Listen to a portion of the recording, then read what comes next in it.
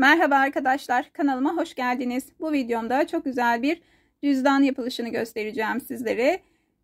Bu cüzdanımızı fermuarın üzerine öreceğiz direkt. Daha önce yaptığım cüzdan modelleri gibi. Kullanacağım malzemeler ipim Yarnart marka arkadaşlar. Siz pamuk olan elinizde ne tür marka varsa fark etmez. Benim ipim Yarnart ama pamuk olması yeterli. Markanın bir önemi yok. 2 tane tığ kullanacağım bu cüzdanı yaparken. Bir tanesi 1,5 mm, diğeri de 3 mm arkadaşlar.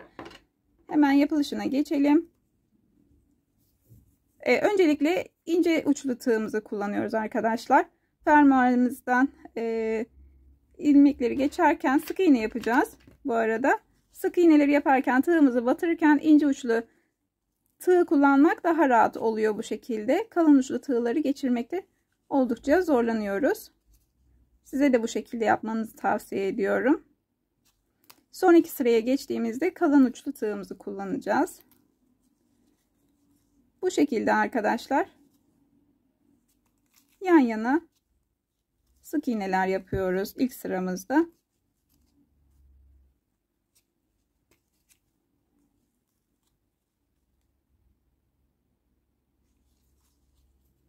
Evet, sıra sonuna kadar sık iğne yaparak gelelim arkadaşlar. Sıra sonuna geldim ben arkadaşlar. Bu şekilde tam uca kadar gelmiyoruz. Burada bırakıyoruz. 4 tane zincir çekiyoruz. Sonra karşıya atlıyoruz. Bu son yaptığımız sık iğne ile aynı hizaya gelecek şekilde tığımızı batırıyoruz. Bu şekilde buraya bir sık iğne yaparak sabitliyoruz. Tekrar yanına sık iğne yapıyoruz. Evet, bu şekilde devam edeceğiz arkadaşlar. Burayı da yine bu sırayı tamamen sık iğne yapıyoruz. Başa geldiğimizde 4 zincir çekerek burayla sabitliyoruz. Evet arkadaşlar, sıranın sonuna geldim. Bu şekilde 4 tane de zinciri çektim. Hemen bahsettiğim gibi baştaki sık iğne ile kaydırma yöntemi yaparak birleştiriyoruz. Şimdi bu tığımı bırakıyorum. 3 numaralı tığımı alıyorum. Bir tane zincir çektim. Yanındaki sık iğneye battım. Sık iğne yaptım. Yanına tekrar sık iğne. Bu şekilde arkadaşlar sıra sonuna kadar buraya kadar sık iğne yaparak devam edelim. Sıranın sonuna geldim ben arkadaşlar. Bakın şimdi buradaki zinciri görüyorsunuz.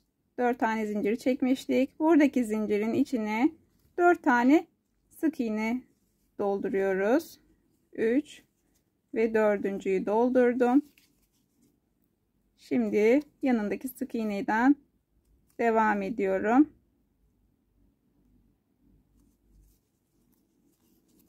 Evet, tekrar arkadaşlar buraya gelene kadar sık iğne yapıyoruz ve buradaki zinciri yine 4 tane sık iğne yaparak sabitliyoruz.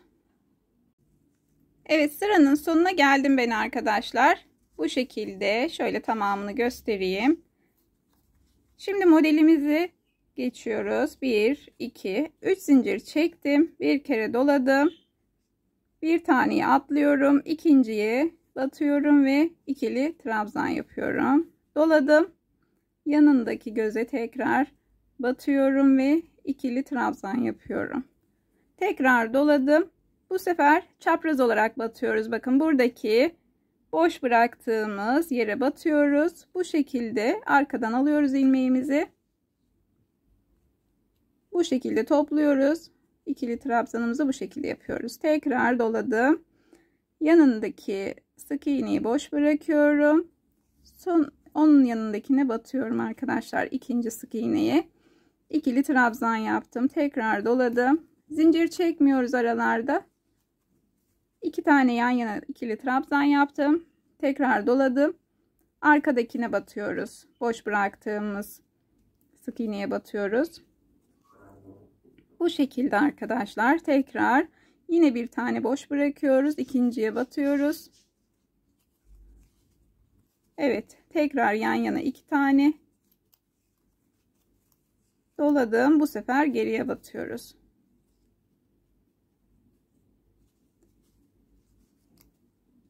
Bu şekilde sıra sonuna kadar devam edelim arkadaşlar. Sıra sonuna geldim ben arkadaşlar. Bakın burada başlangıçta yaptığımız zincirle kaydırma yöntemiyle birleştiriyoruz ve bir zincir çekiyoruz. Şöyle nasıl göründüğünü de göstermek istiyorum sizlere. Şu anda böyle düz duruyor. Devam ettikçe cüzdanımız aşağıya doğru uzayacak ve kapalı şeklini alacak. Hemen yanındaki ikili trabzanın tepesine batıyorum. Sık iğne yapıyorum. Tekrar sık iğne yapıyorum.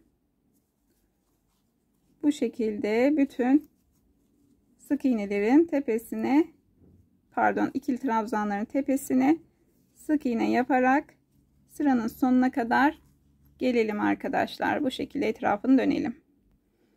Evet, ben etrafı sık iğne ile döndüm. Sıranın sonuna geldim. Burada kaydırma yöntemiyle birleştiriyorum.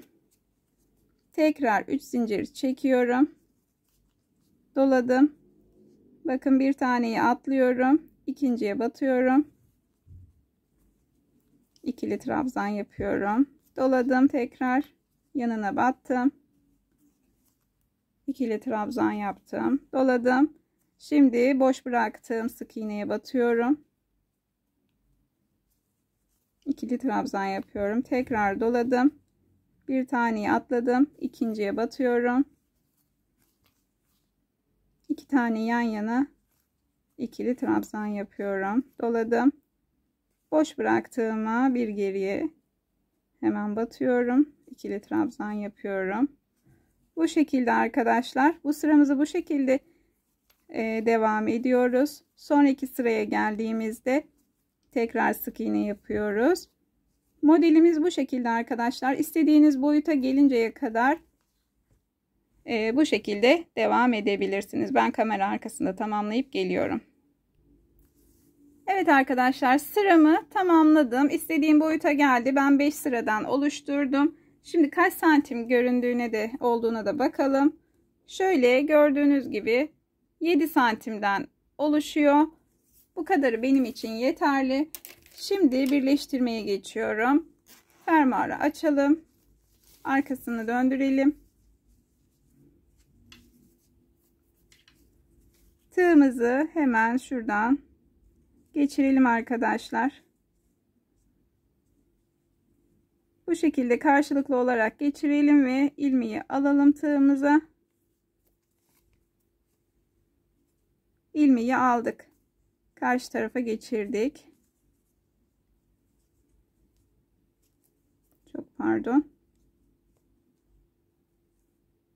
Evet, ilmeği geçirdim. Bir zincirle bağladım. Şimdi yanındaki sık iğneleri karşılıklı olarak birbirine bağlıyorum sık iğne ile. Bu şekilde gördüğünüz gibi, çok affedersiniz, netlik gitti bir an. Bu şekilde karşılıklı olarak sık iğne ile birleştirelim arkadaşlar. Sıra sonunda görüşmek üzere. Evet, sıra sonuna geldim ben arkadaşlar. Bu şekilde bir zincir çekiyorum ve burada ipimi kesiyorum.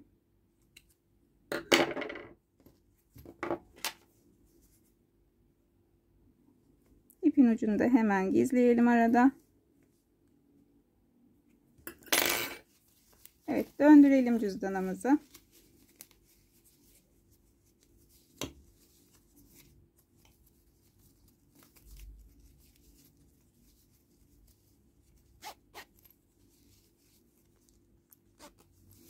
Evet, cüzdanımız hazır arkadaşlar. Kredi kartlarınız için, bozuk paralarınız için çok rahatlıkla kullanabilirsiniz. Değerli eşyalarınızı da koyabilirsiniz arkadaşlar.